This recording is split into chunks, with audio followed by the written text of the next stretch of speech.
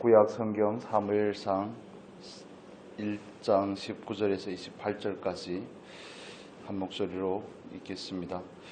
그들이 아침에 일찍이 일어나 여호와 앞에 경배하고 돌아가서 라마의 자기 집에 이르니라. 엘가나가 그 아내 한나와 동침하매 여호와께서 그를 생각하신지라.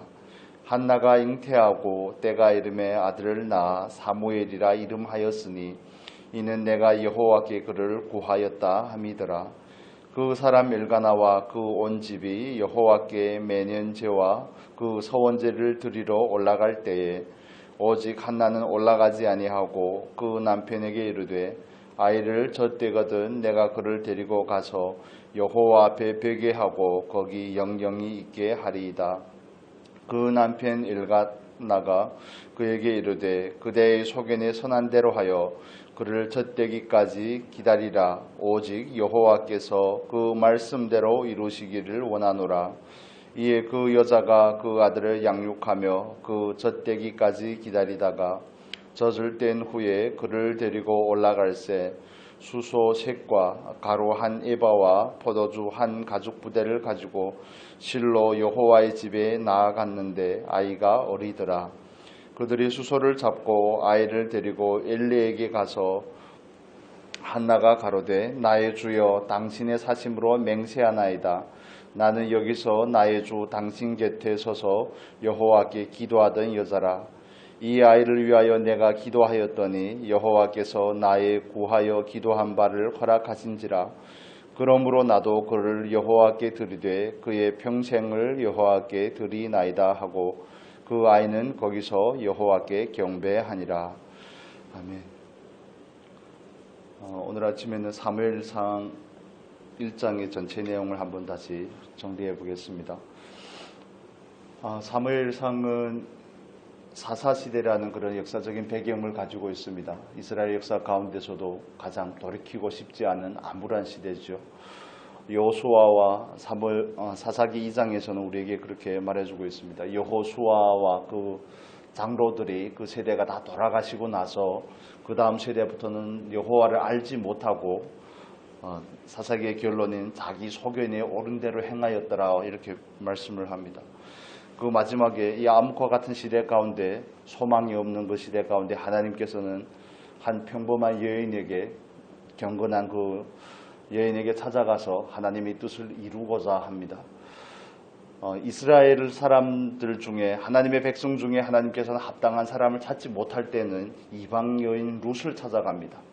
라합을 찾아가고 또 룻을 찾아가고 또 그 시대 가운데 적절한 하나님의 통로가 될 사람을 원하기 때문에 하나님은 사무엘이라는 선지자요 또 제사장이요 한 마지막 사사인 사무엘을 한 평범한 여인을 통해서 출산토록 하십니다.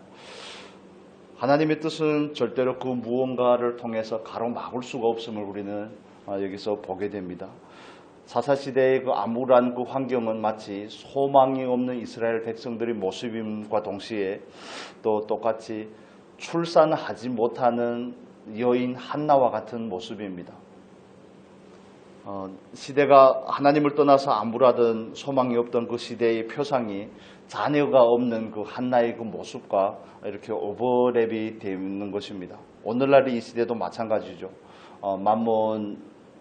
만몬주의가 너무 판을 치고 또 세상의 권세와 세상의 많은 것들이 득세하고 있는 이 상황 가운데서 우리에게 유일하게 소망이 되시는 분은 하나님이시라는 것을 사무엘상 1장은 그 역사의 중간 시대를 열면서 그 통일왕국으로 가는 역사의 시점에 이것을 하나님께서는 강조를 합니다.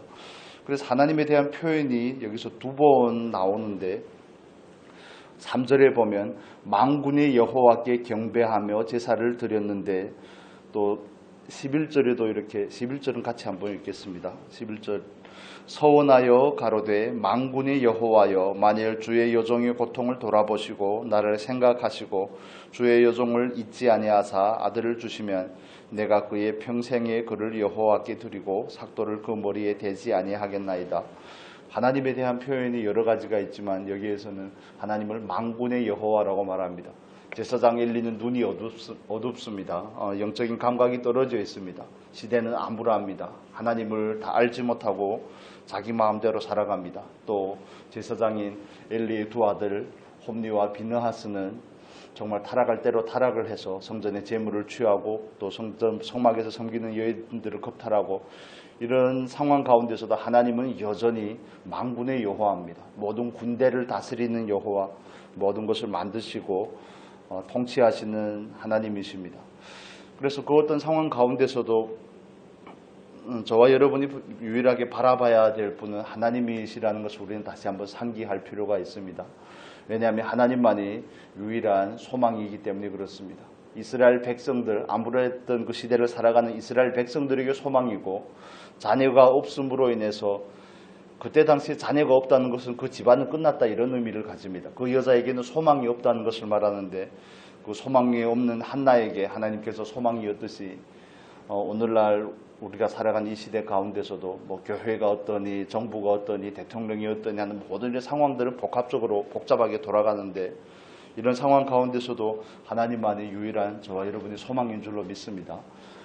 그분이 아직도 다스리고 계신다는 사실은 불변한 역사의 그 모습들을 통해서 우리에게 반복적으로 강조하는 부분입니다.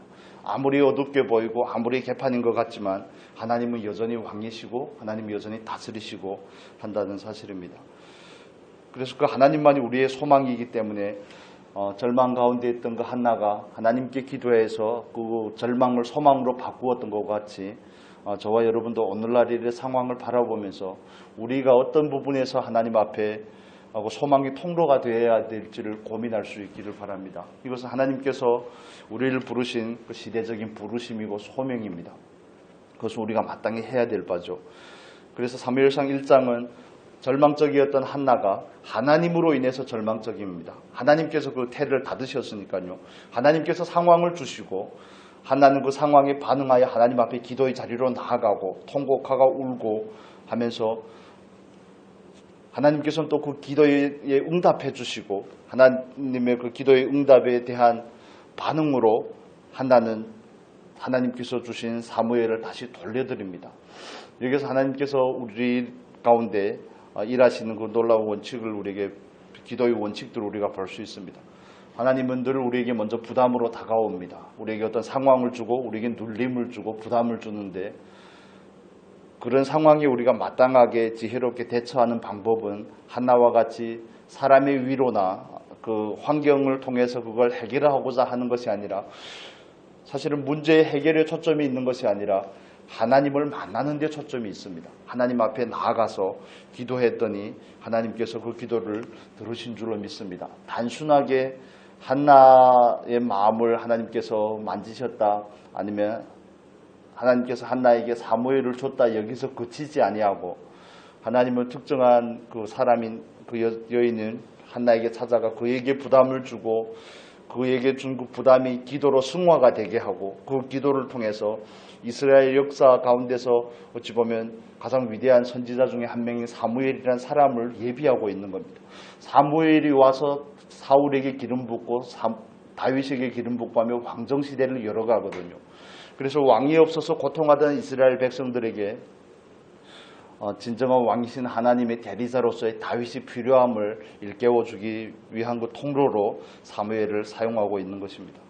하나님의 역사는 오늘도 변함없이 흘러가고, 하나님은 오늘도 저와 여러분의 삶 가운데서 유일한 통치자임을 믿으시기를 바랍니다. 이것은 굉장히 중요한 요소입니다.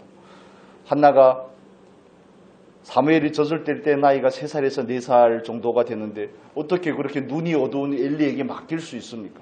사람을 보면 맡길 수 없거든요. 그 아들의 홈니와 비느하스가 그렇게 정말 개판 5분 전으로 사는데 어떻게 맡길 수 있겠습니까? 3살, 4살.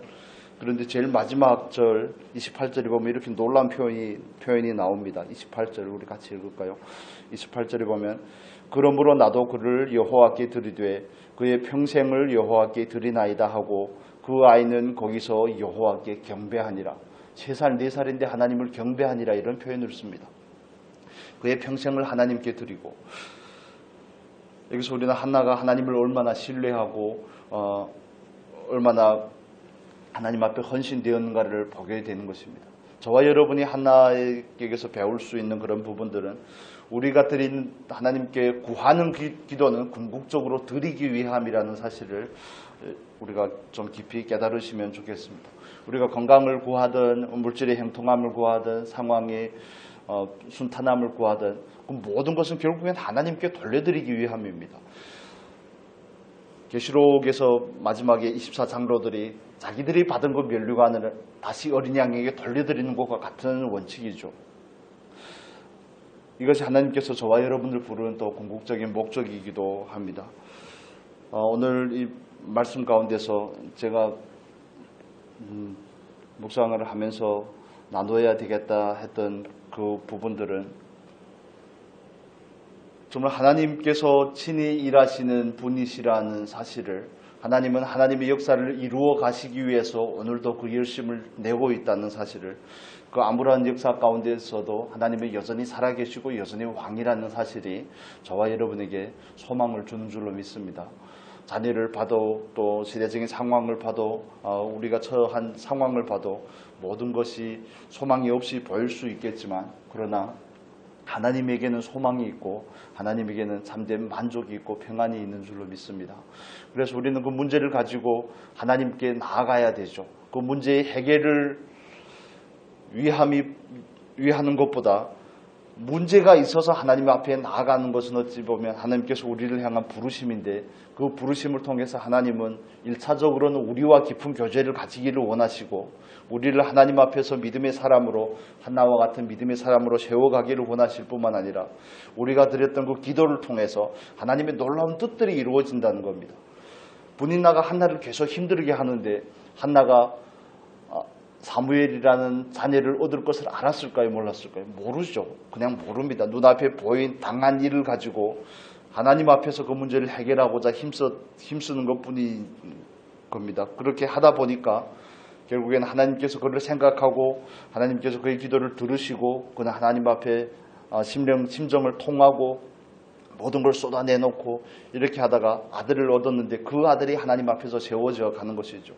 그래서 하나님은 바로 그 결과를 우리에게 보여주지 않습니다. 밑장을 바로 까서 보여주지 않는다는 겁니다. 분인나가 한나를 괴롭힐 때 하나님께서 한나에게 찾아와서, 분인나가 너를 이렇게 괴롭히는 것은 내가 너를 통하여서, 너의 기도를 통하여서 사무엘을 주고 사무엘은 위대한 선지자가 되고 마지막 사사가 되고 왕정시대를 열어갈 놀라운 사람이 되고 이스라엘 역사에서 가장 위대한 왕인 다윗을 세우게 될 것이고, 이런 얘기를 구구절절 안 하시고 그냥 그 상황을 주시고 그 상황에 우리가 어떻게 반응하시는가에 따라서 그 결과가 달라진다는 사실입니다. 저와 여러분은 좀 하나님 앞에서 온전하게 하나님께서 소망되시고 오늘도 다스리는 분이심을 믿고 하나님 앞에서 모든 일에 반응할 수 있기를 바랍니다. 그러면 개인적으로는 우리들이 신앙이 깊어지고 하나님을 더 알게 되지만 궁극적으로는 하나님의 역사가 이루어집니다.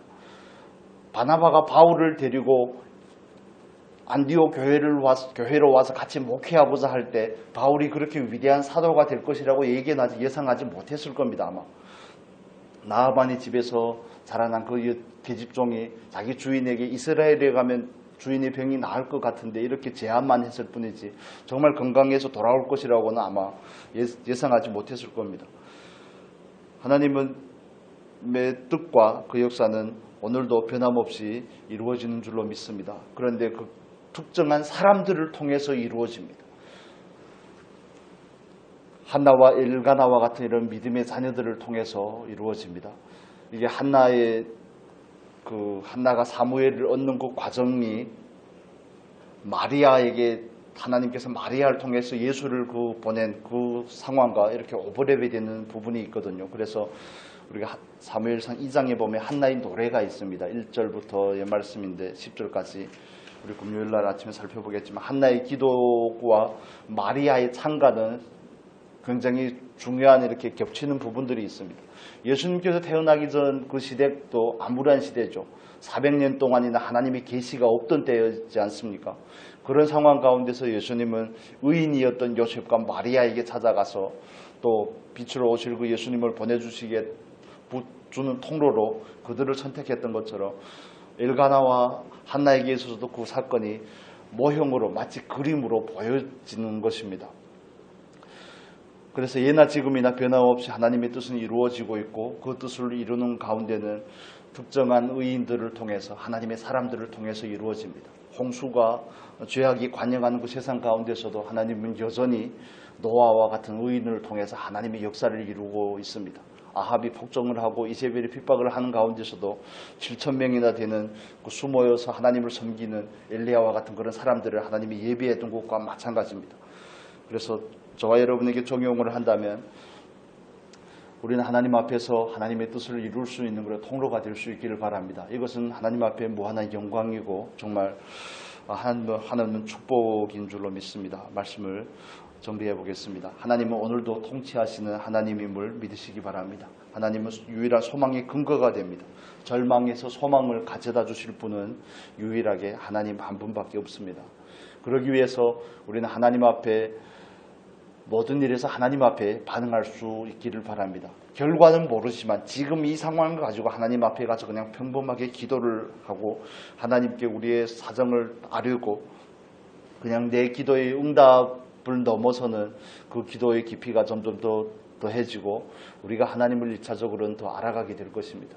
그리고 우리가 드리는 그 기도를 통하여서 하나님의 놀라운 뜻들이 오늘도 이루어지는 줄로 믿습니다. 그래서 지금 이 아침에 우리가 기도하겠지만 기도할 때 나는 어떤 부분을 통해서 하나님은 지금 내 상황 가운데서 우리의 상황 가운데 어떤 부분에 부담을 줬고 그 부담을 가지고 우리는 하나님 앞에 그냥 나아가는 겁니다. 오늘 주신 감동을 가지고 오늘 나아가서 하나님 앞에 기도할 때 하나님께서는 그 놀라운 당신의 뜻을 우리의 기도를 통해서 이루실 줄로 믿습니다. 기도하겠습니다. 거룩하신 하나님 감사합니다. 한나가 하나님 앞에 나를 생각하여 주시라고 나를 돌아보시고 나를 생각하여 주시라고 기도를 드렸더니 하나님께서 과연 한나를 생각하시고 그에게 아들을 주셨습니다. 단순하게 그의 기도를 응답하시고 그에게 아들을 주셨을 뿐만 아니라 그 아들이 한나의 기도를 통해서 얻은 그 아들이 하나님의 역사를 이루어가는 역사 가운데 놀라운 역할을 하게 된다는 것을 우리는 성경을 통해서 봅니다. 하나님 오늘도 우리에게 주어진 상황 가운데서 우리에게 주신 기도의 눌림과 부담을 가지고 우리에게 주신 성령의 감동하심을 가지고 우리가 하나님 앞에 나아가 기도하기를 원합니다. 하나님의 역사는 특정한 의인들을 통해서 그들의 기도를 통해서 이루어짐을 우리가 믿습니다. 오늘도 우리가 하나님 앞에 깨어서 믿음으로 반응하며 우리의 기도를 통해서 하나님의 뜻을 이루어가는 귀한 통로로 쓰임을 받을 수 있도록 축복하여 주시옵소서.